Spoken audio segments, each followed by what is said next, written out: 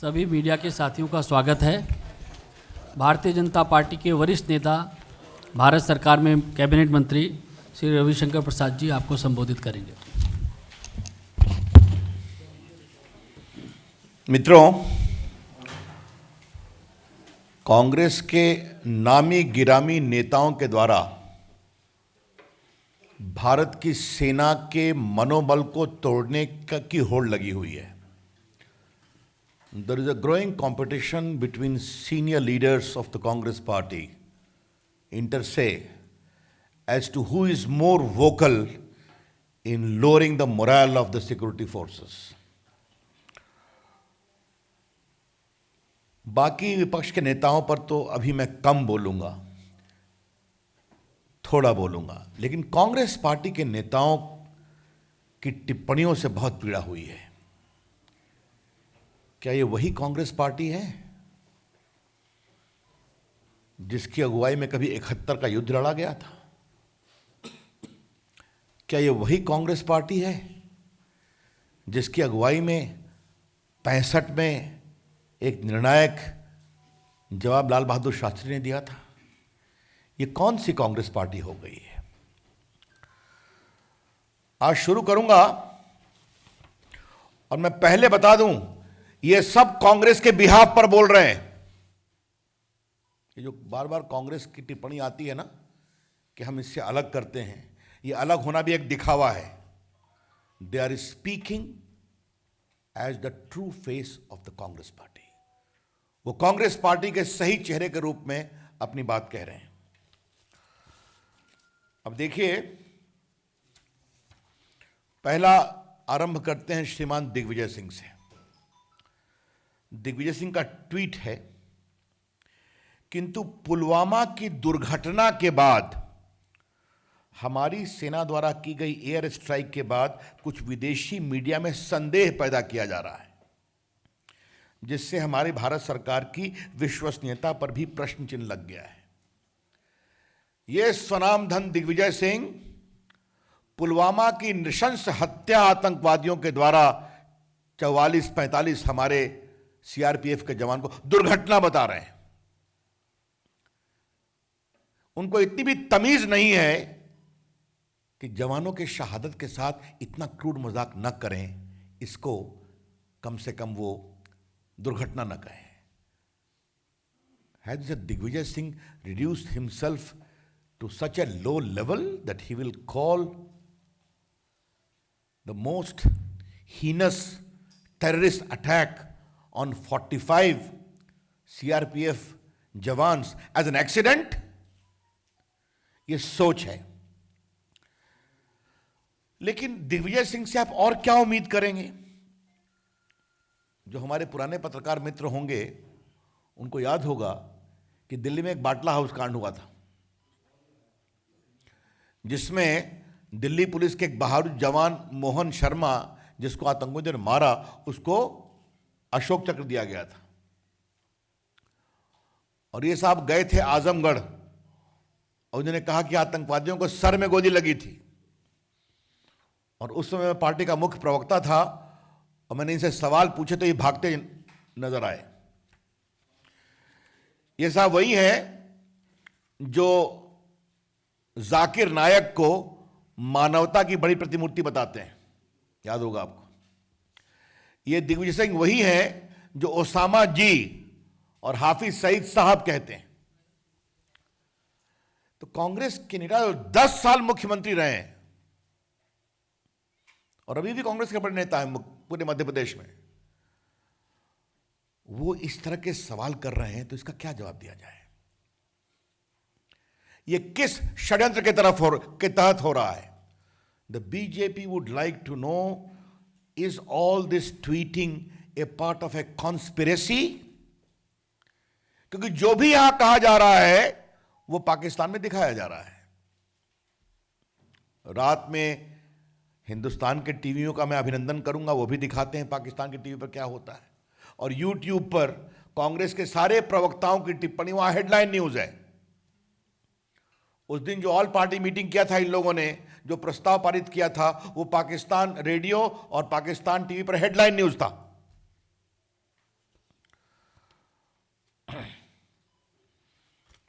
अब जरा दूसरे के बारे में आइए, सुनाम धन्य कपिल सिब्बल के बारे में।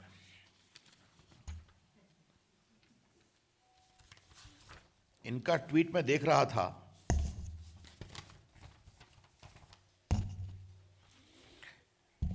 हमेशा वो इंटरनेशनल व्यक्ति है ना, तो वो इंटरनेशनल मीडिया को बहुत फॉलो करते हैं। Is international media, New York Times, London based Jane's Information Group, Washington Post, Guardian, Reuters reporting no proof of military losses at Balakot pro-Pakistan. You are guilty of politicizing terror. ये कपिल सिब्बल का मोदी जी पर tweet है। क्या कहा जाए इनके बारे में? वो 10 साल मुख्यमंत्री, ये 10 साल केंद्रीय मंत्री मनमोहन जी की सरकार में, और देश के नामी गिरामी वकील हैं। ये साहब लंदन में जाते हैं, वहां एक रोग एलिमेंट नकाब में भारत की चुनाव प्रक्रिया पर सवाल खड़ा करता है, याद होगा आपको। वहां ये सबूत नहीं मांगते हैं, लेकिन भारत की वायुसेना के शौर्य पर सबूत मांग रहे हैं। क्या मतलब है इसका?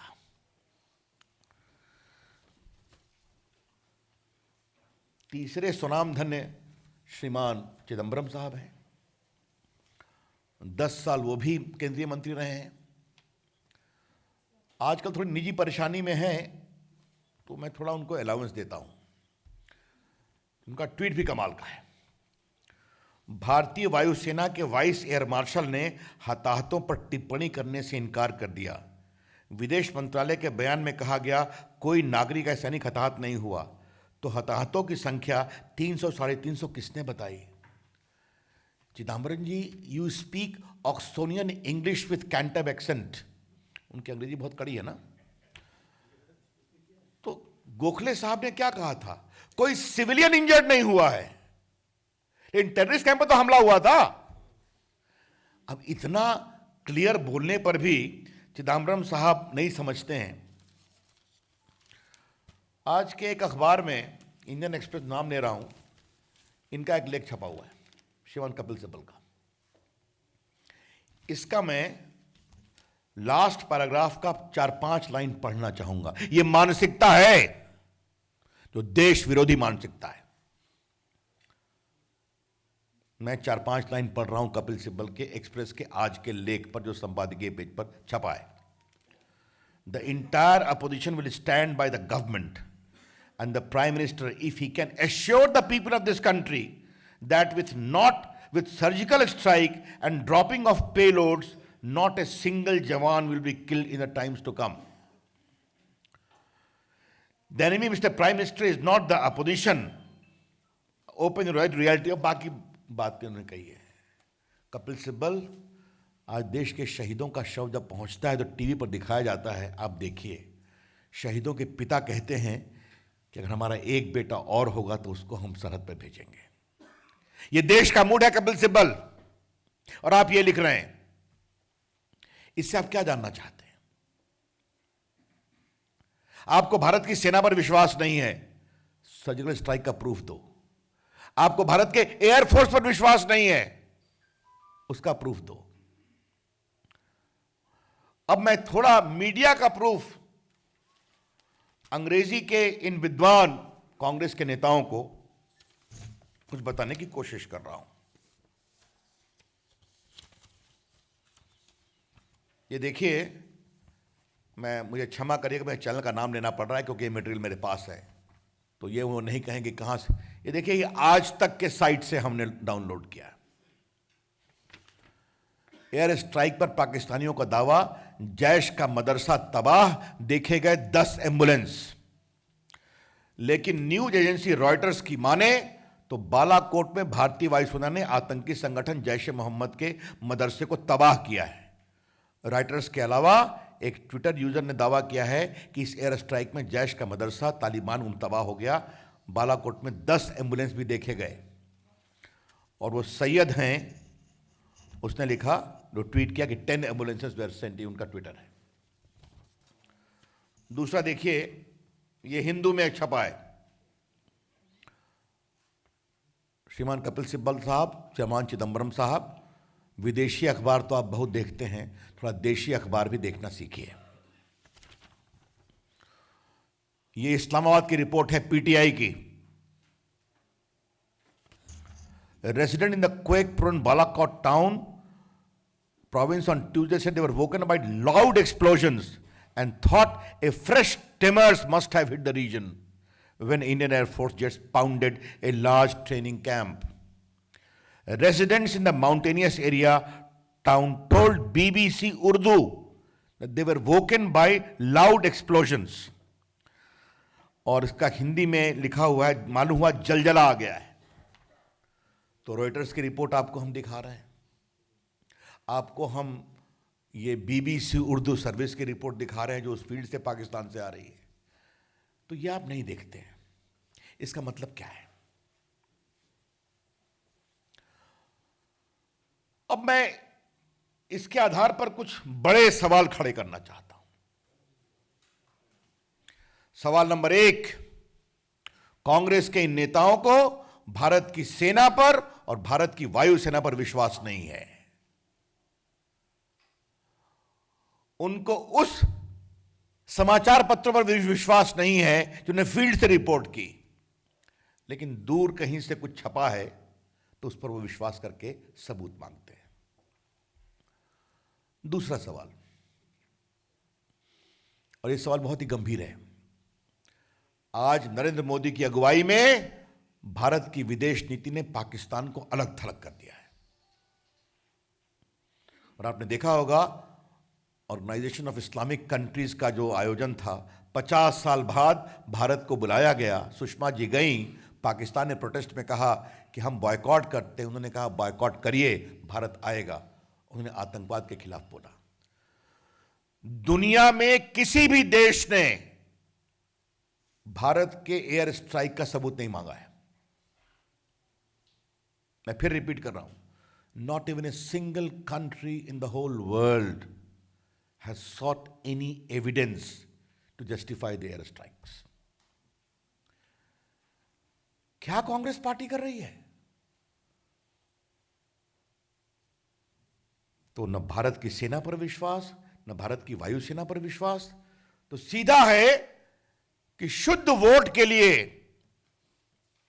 ये भारत के मनोबल को कमजोर कर रहे हैं।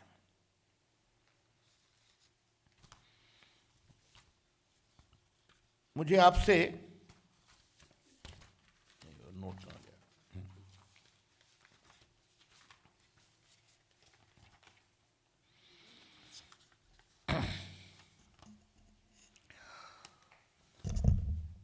अब ये तो मैंने आपको कंटेम्पोरेनियस एविडेंस बहुत दे दिया।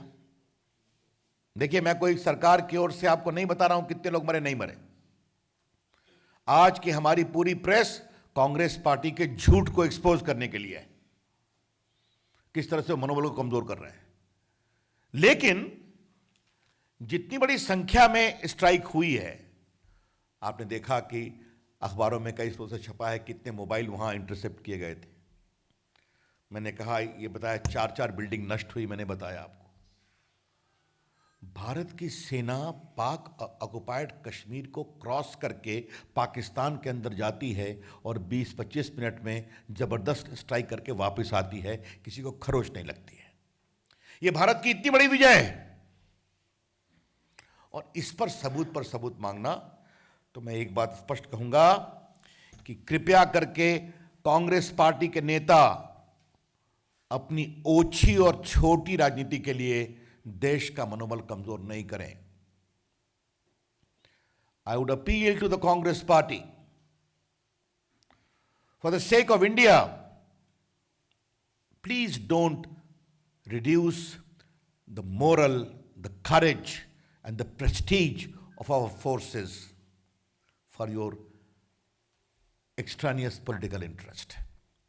अपने छोटे राजनीतिक स्वार्थ के लिए देश की सेना के मनोबल को कमजोर नहीं करें।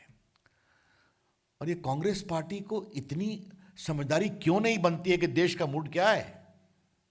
आज तो सभी लोग खड़े हो गए, और मैं फिर कहूंगा, इसका सियासत से लेना देना नहीं है। यह शुद्ध सवाल भारत की अस्मिता, भारत की सुरक्षा और आतंकवाद के खिलाफ संघर्ष का है। I wish to make it very, very clear. This whole thing has nothing to do with politics at all. It is entirely for the sake of country's prestige, country's courage, and the country's supreme fight against terrorism and national security. तो मित्रों, आज मैंने ये साफ साफ आपको बता दिया कि भयंकर हमला था, कंटेम्परेनियस एविडेंस अवेलेबल है जो सीमा के पार के हैं, किसी विदेशी ताकत ने सवाल नहीं किया। सबसे तो मजा आया पाकिस्तान का, उनको हम इतने अंदर घुस गए थे कि वो भी उसको डिनाई नहीं कर पाए। तो क्या कहा, खेतों में बम गिराकर चले गए। तो क्या कपिल सिब्बल चिदम्बरम पाकिस्तान की भाषा बोल रहे हैं? मैं छोटे लोगों की बात ही नहीं कर रहा हूं, सिद्धू की। मैंने इसलिए 3 लोगों को चुना है और ममता जी से कहूंगा, ममता जी आप भी संघर्ष से निकली हैं, क्या हो गया आपको? बंगाल में भी बहुत बड़ी संख्या में सीआरपीएफ के जवान शहीद होकर पहुंचे थे कि नहीं पहुंचे थे?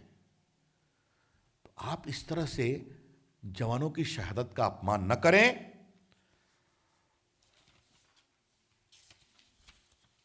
मुझे लगता था कि कई बार धक्के खाकर श्रीमान दिग्विजय सिंह कुछ सुधर जाएंगे, कपिल सिब्बल भी सुधर जाएंगे।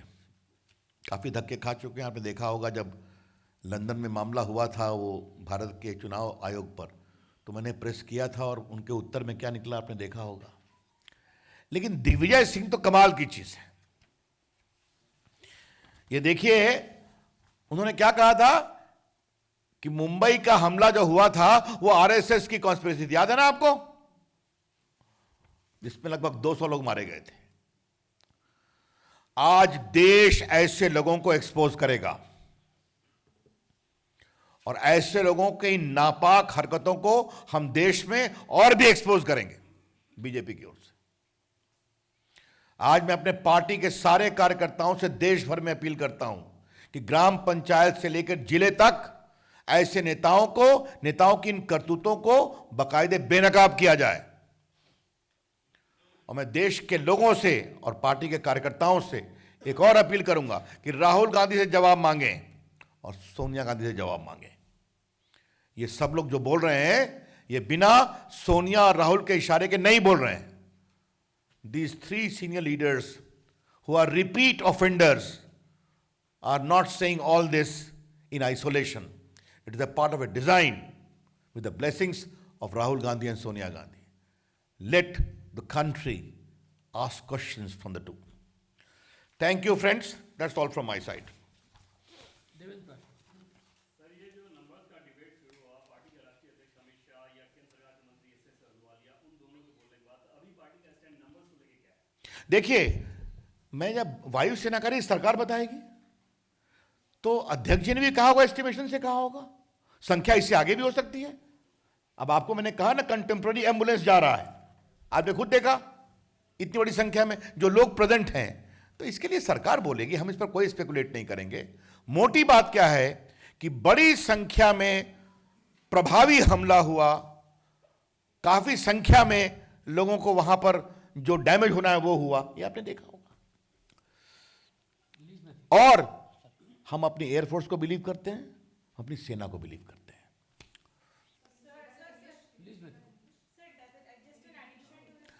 We believe in our armed forces, we believe in our air forces, and there is voluminous contemporaneous evidence available that the entire attack was very effective and has caused extensive damage to the terrorist network. Sir, does it mean that we shouldn't take what Mr. Amit Shah said as an official BJP version? No, I think what is important is obviously the party president is very important. He also gave an estimate, naturally. Rajiv, Sir, I have 2 questions. This BJP leader SS Ahluwalia has also made a statement in this regard that it is not guaranteed that what I think Ravi Shankar Prasad as the media head of the party has already spoken. Thank you. Second part, sir, the day when there was big NDA rally at Gandhi Maidan, it was said, it was accused by opposition party that no NDA leader went to the funeral of a CRPF person, was cremated on the same day. देखिए, इस बात को समझिए, वो शव आया था, अधिकांश लोग गांधी मैदान में थे, तुरंत एक मंत्री को भेजा गया, ये सच्चाई नहीं है। जिस समय उनका शव आया, दुर्भाग्य से रैली चल रही थी। हाँ, वैसे इतना जान लीजिए आप, जब पटना में, बिहार में 2 शव आए तो मैं खुद गया था, रामकृपाल यादव गए थे। जो भागलपुर में शव आया, 4 मंत्री गए थे। तो हम तो शहादत पर कोई सियासत नहीं ना करते, हम तो उनके साथ खड़े रहते हैं ना। हाँ,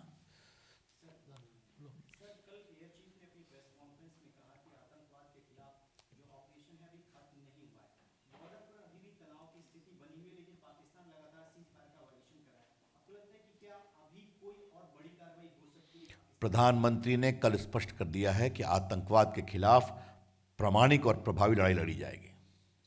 I think that's enough.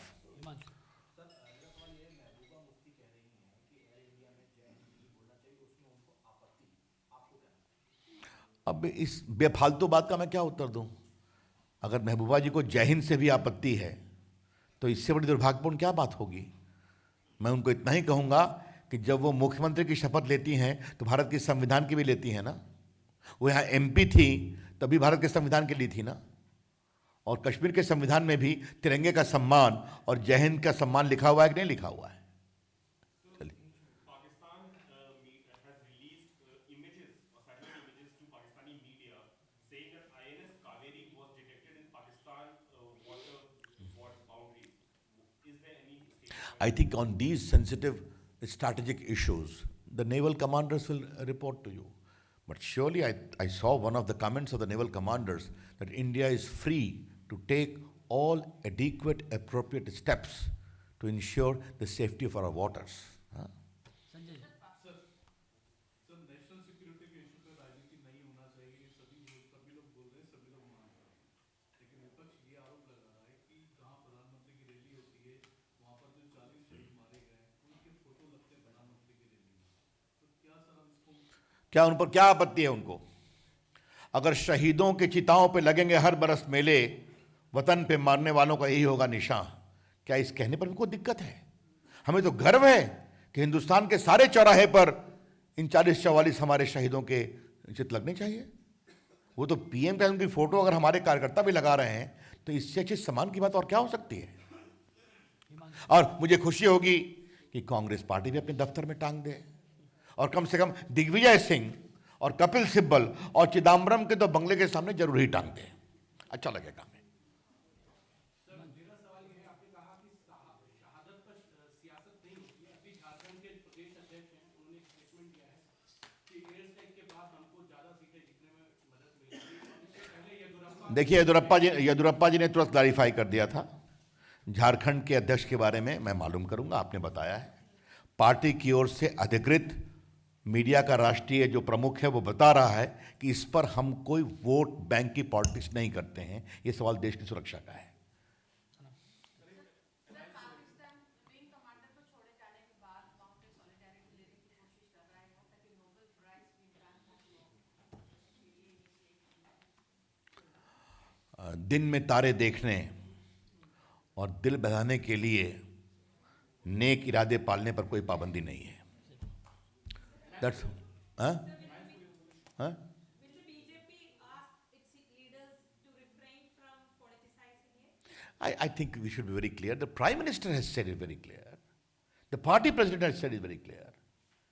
I think you should note what the PM said yesterday in Gujarat.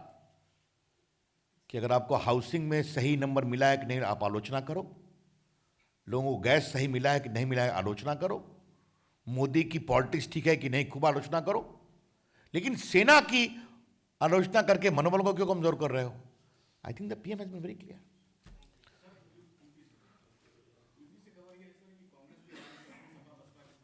UP के हमारे प्रवक्ता बहुत सक्षम हैं, इसके बारे में उत्तर देंगे। धन्यवाद।